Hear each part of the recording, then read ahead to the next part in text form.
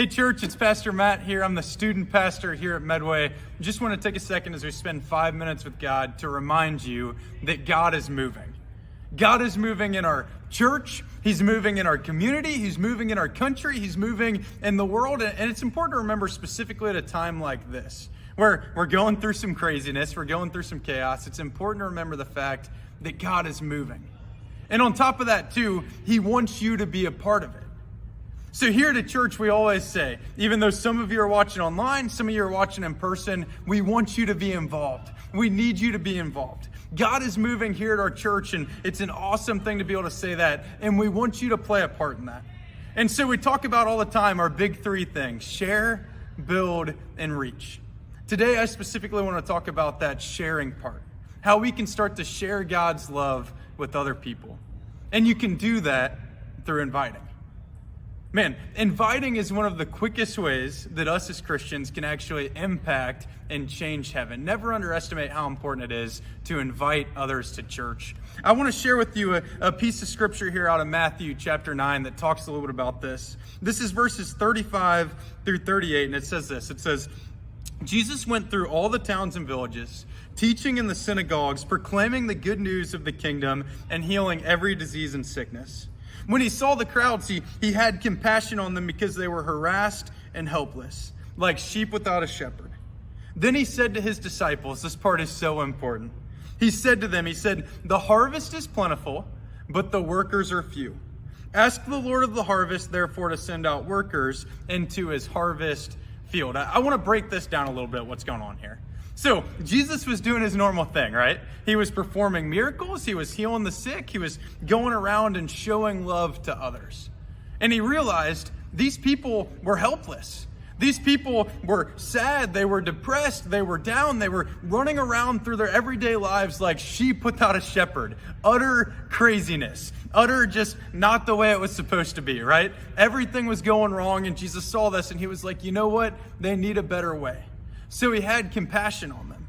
And he told his disciples, hey, look, every time people are running around the world like sheep without a shepherd, just living their lives like they have no purpose, like they don't have anything to live for, we need to love on them and show them Jesus. We need to share the love of God with them. And one of the quickest ways we can do this is through inviting. But I want to talk specifically here about verse 37. He said this to his disciples. He said, the harvest is plentiful, but the workers are few. What does that mean? It means there's a whole lot of people out there that need Jesus. People at your work, people in your family, friends if you're in school, if you're a college student, students with you, over and over all throughout the world, there's a lot of people out there who need Jesus. The harvest is plentiful, but the workers are few. Meaning there's not a lot of people out there like me and you to share Jesus with them. You know what that means? It means we need to step up and share Jesus with the world. We need to invite others. I just want to challenge you. How have you been doing with inviting others to church?